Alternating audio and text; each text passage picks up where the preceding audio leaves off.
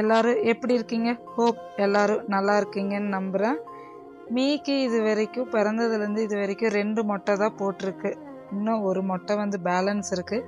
அதுக்காக மொட்டை போடுறதுக்காக நாங்கள் கிளம்பிட்டோம். அங்கே போயிட்டு மீக்கு புது ட்ரெஸ் எடுக்கணும். மொட்டை போட்டதுக்கப்புறம் ட்ரெஸ் சேஞ்ச் பண்ணுறதுக்காக புது ட்ரெஸ்க்கு ஷர்ட்டும் ஒரு வேஷ்டியும் எடுக்கலான்னு நானும் தம்பியும் போயிட்டோம். மீ ஒரு ஓரமாக கார் பார்க் பண்ணிவிட்டு வெயிட் பண்ணிட்டு இருந்தார்.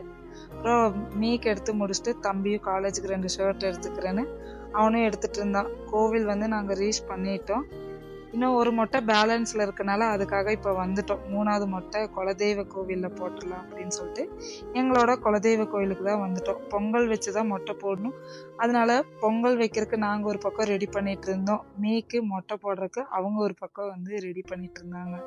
வேணுங்கிற எல்லா திங்ஸுமே நாங்களே எடுத்துகிட்டு வந்துட்டோம் வீட்டிலேருந்து. இங்கே வந்து கல் மட்டும் எப்போவுமே இருக்கும். ஸோ கல் மட்டும் நாங்கள் எடுத்துகிட்டு வரல. விறகு முதற்கொண்டு எல்லாம் எடுத்துகிட்டு வந்துட்டு பொங்கல் வைக்கிறதுக்கு அப்படியே எல்லாம் ரெடி பண்ண ஆரம்பிச்சிட்டோம்.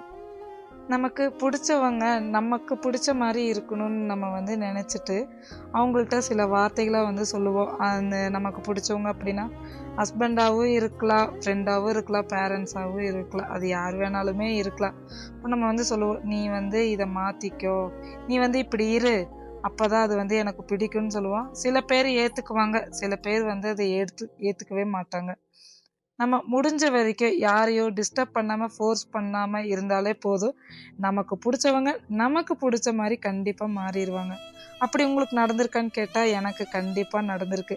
அதுக்கு உதாரணமே இதான், என்னோட மீ தான். அப்படி என்ன எனக்கு பிடிச்ச மாதிரி வந்து நான் ஃபோர்ஸ் பண்ணாமல் மாற்றிக்கிட்டாருன்னா, மீக்கு வந்து கடவுள் நம்பிக்கை சுத்தமாக இல்லவே இல்லை. அவர் வந்து பிஃபோர் மேரேஜ்லலாம் நாத்திகவாதி.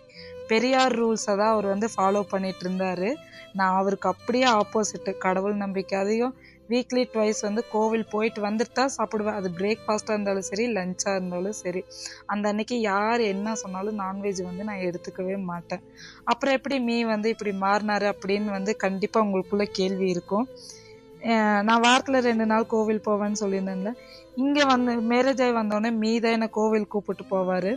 அப்போது தனியாக தான் உள்ளே போகணும்னு சொல்லிட்டு எனக்கு ஒரு மாதிரியா இருக்குது, நீங்கள் கூட வாங்க, நீங்கள் சாமி கும்பிட வேண்டாம், பொட்டு வைக்க வேண்டாம், நான் எதுவும் சொல்ல மாட்டேன், நீங்கள் சும்மா கூட மட்டும் வந்தால் போதும்னு சொல்லியிருந்தேன்.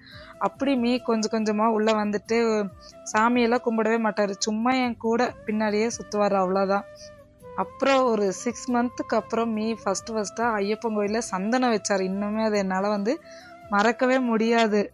அதுக்கப்புறம் கொஞ்சம் கொஞ்சமாக சாமி கும்பிட ஆரம்பித்தார். இந்த மாற்றம் வந்து நான் அவரை ஃபோர்ஸ் பண்ணாமல் இருந்தனால மட்டும்தான் வந்திருக்குன்னு நான் கண்டிப்பாக சொல்லுவேன்.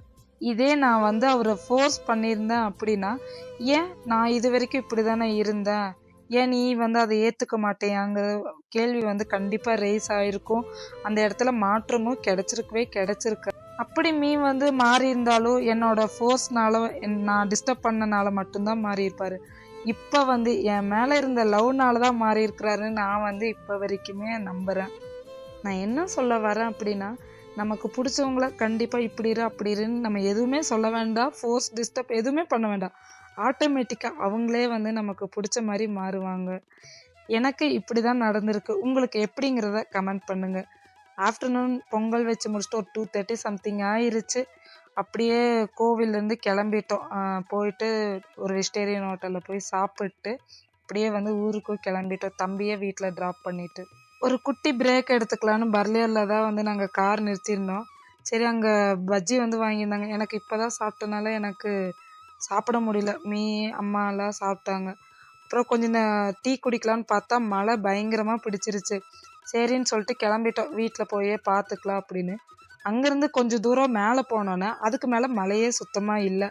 அப்புறம் இங்கே இந்த இடத்துல வந்து டீ குடிக்கலான்னு வந்து இங்கே கார் நிறுத்தியாச்சு. மீகி எப்போவுமே இந்த மாதிரி லாங் ட்ராவல் பண்ணிட்டு வந்தால் ஒரு சோடா குடித்தாதான் அவருக்கு வந்து ஒரு மாதிரி திருப்தியாக இருக்கும்.